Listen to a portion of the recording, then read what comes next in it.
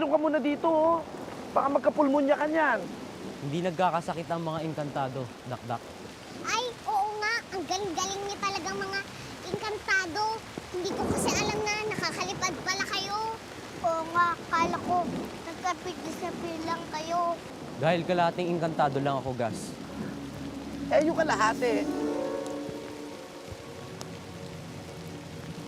Mulawin. What?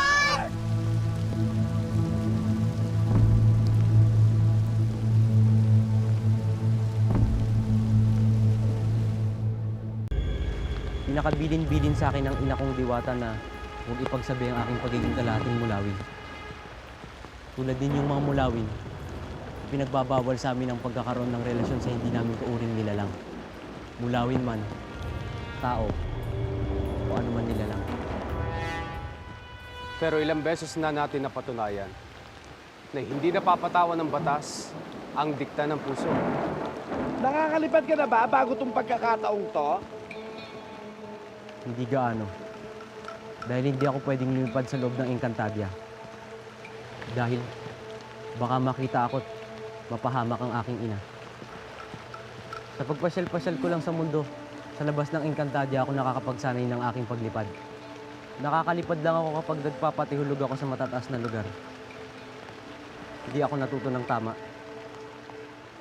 Ngunit, kakaiba mga pakpak mo. Nagagamit mo sila kahit nabasa. Dahil hindi sila nababasa. Dahil kalating engkantado ako.